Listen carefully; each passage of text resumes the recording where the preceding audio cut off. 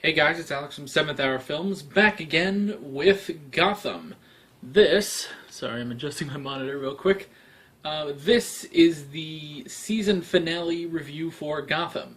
Season 4, Episode 22, No Man's Land. So, basically, just going to talk about some stuff from this episode. I will also be talking about a couple things that happened a little bit prior, because I haven't talked about Gotham since the mid-season finale, and I want to give you some context as to what I think about some things. So, yeah, let's get straight into it. The first thing to talk about is Jeremiah Valeska. This guy is interesting. I like that... Alright, so when he came up, this was during a Jerome plot, and I love Jerome. I think he was a great character and pretty much the Joker. I know they can't say that he's the Joker or Jeremiah for that reason, but he was pretty much the Joker, and he was a really good Joker at that. So we got Jeremiah, who was hit with Jerome's crazy gas, basically, but instead of being sort of a clown like Jerome, Jeremiah is very serious, which is interesting. He's very calm, very cold, very interesting. A lot of people have compared him to like Hannibal Lecter, and that's a good comparison. Yeah, it's very interesting. He's crazy, but he's more, I suppose, intellectual than Jerome. Jerome was sort of just like, we'll go and we'll kill him and we'll have fun doing it, pretty much. Whereas Jeremiah is very cold, very calculating, which is interesting. It's very different from sort of the Joker persona. I know they can't be called the Joker, but let's face it, they're both the Joker. They're basically just proto-Jokers. So yeah. And he's very different from the normal Joker persona, but it's still a persona in there. I could definitely see him as a version of the Joker. Like I could see Jerome as a version of the Joker. So Jeremiah, really interesting. Next thing to talk about, Butch gets healed. Throughout this entire season, we've pretty much had Butch as Solomon Grundy. At a point, Tabitha does find him and pretty much like hit his head enough until he remembers that he's actually Butch. And yeah, so they finally find Hugo Strange. It's nice to see Hugo Strange back. The character keeps disappearing. I guess they can't hold down the actor, but I don't know. He basically pops up when the plot needs him. So they find Hugo Strange, and Butch is getting healed, which is pretty interesting. And we'll talk a little bit more about that later. The next thing is the army. So Jeremiah has a ton of bombs around Gotham City, and the governor declares a state of emergency, and I guess the army, maybe the National Guard, I didn't quite catch. They looked very army-ish, but I don't know. We'll just say the army. So the army actually comes into the GCPD and takes over. And at first, this is, okay, hey, we're getting some help taking down Jeremiah. But the problem is that the army doesn't understand what's really happening. They don't get the full magnitude of what Jeremiah is, or basically just what he is. They don't understand how crazy he is and how calculating he is. And when Gordon tries to bring this up, he says, you have no idea what you're going against. The general is like, arrest Captain Gordon. And it's like, what are you doing? Come on, don't do that. So immediately I hate the army. Don't take that clip out of context. We're talking about Gotham. Dang it. That's a problem with video. You just take things out of context. But immediately in Gotham, the army sucks. It just does. They don't get it. They really serve no purpose to the plot. they're just there to kind of get in Gordon's way, and then that's about it. They really don't do anything. Next up on the list, we're actually going through this pretty fast. Hopefully this is a shorter video than my past couple Arrow videos, which have run a little long. The next thing I got up here is Ed, Lee, and Jimmy. Because throughout the episode, we actually do get a little bit of a... not really a love triangle, but a weird...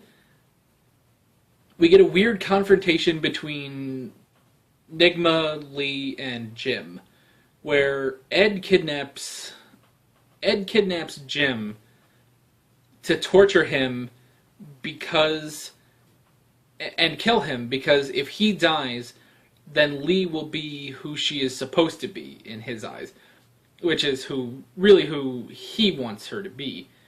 And Lee does stop him and tells Jim that she does still care for him, still has feelings for him, but obviously it's way over for them, basically. It's like they do care about each other, but it's never going to work out. So Lee gets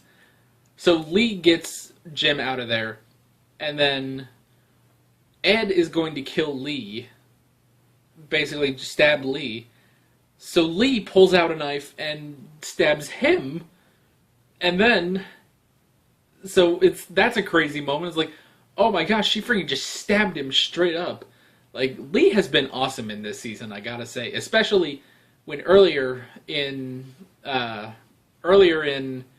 season, this was after the mid-season finale, but when she shot Sophia Falcone and put her into a coma, which is basically the writers saying, like, we're going to get rid of her for now, but we're going to leave it open whether Sophia comes back.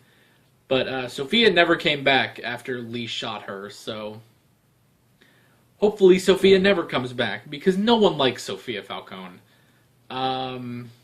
Yeah. So then Ed stabs Lee, and they both kind of stab each other.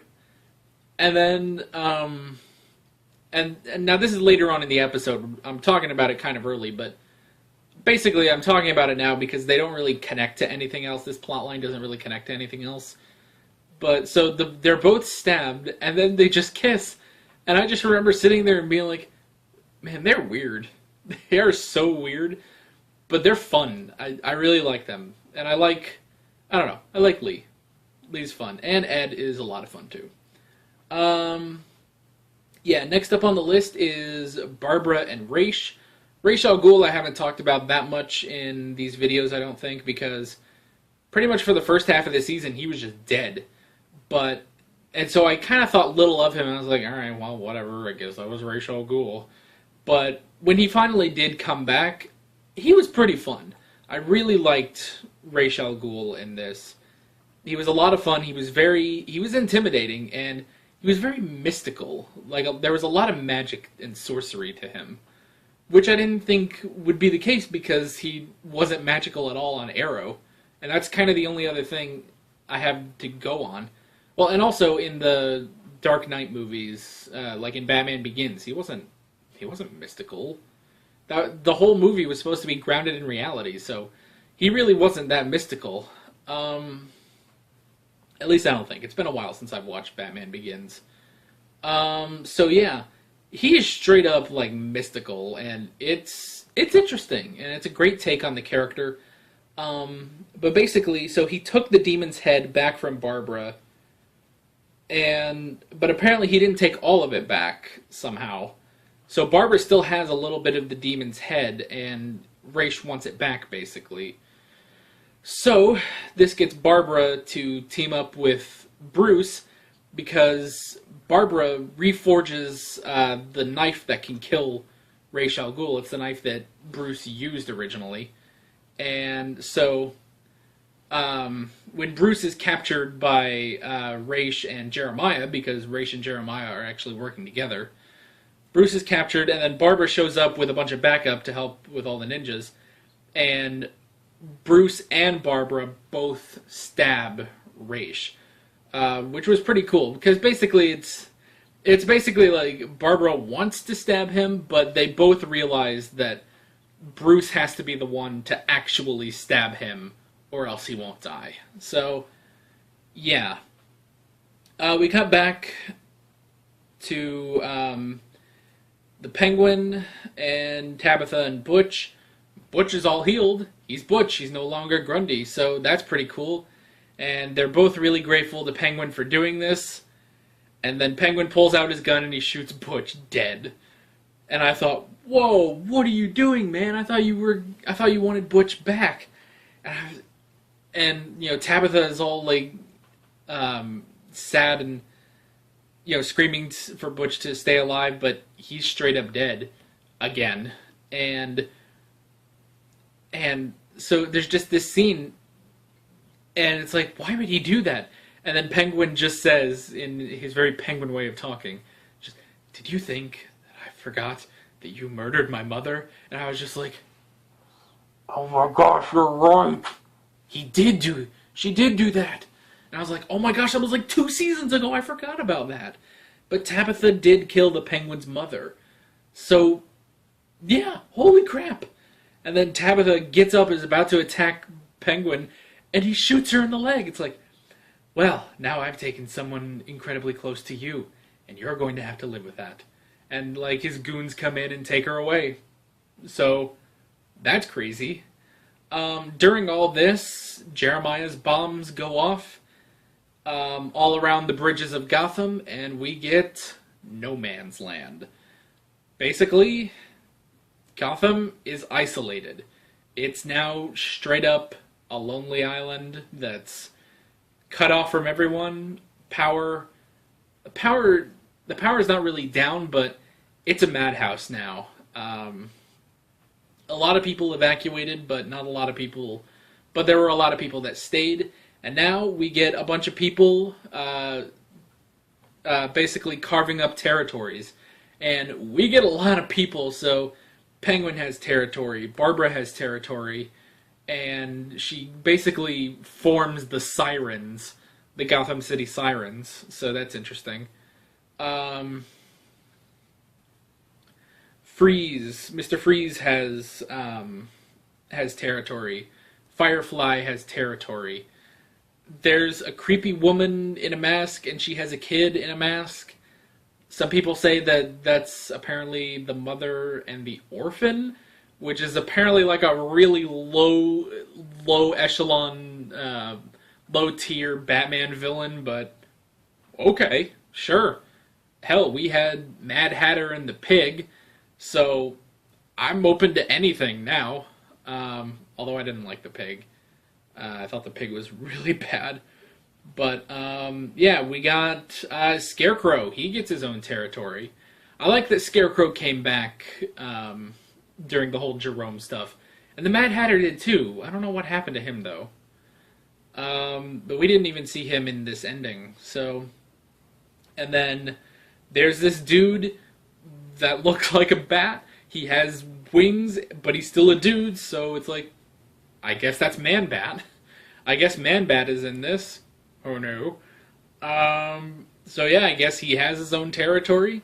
So Gotham is just kind of carved up, and the one territory that is still nice and good is Jim's territory at the GCPD.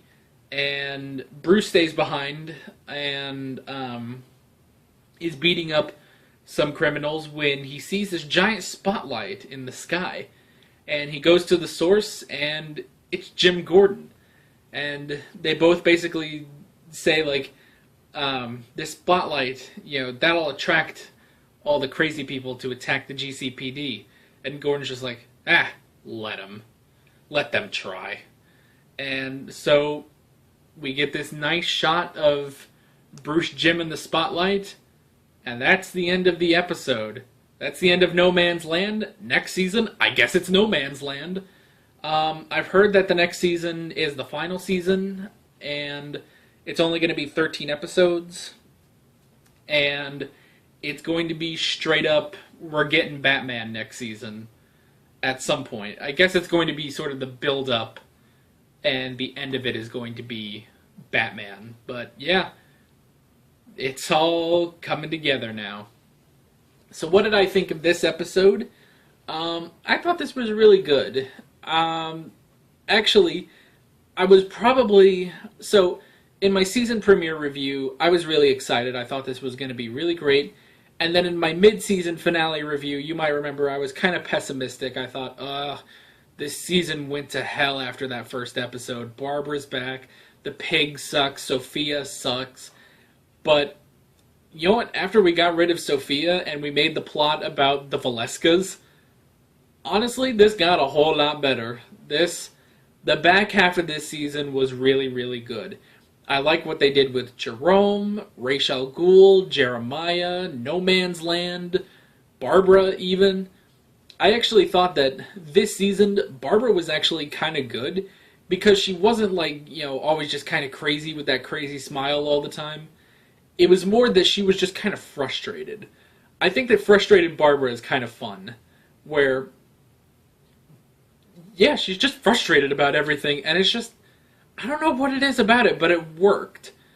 It's that she's not fully in control of everything, and she's not acting like a lunatic, and she's not obsessed with Jim or anything, so, yeah, I like that.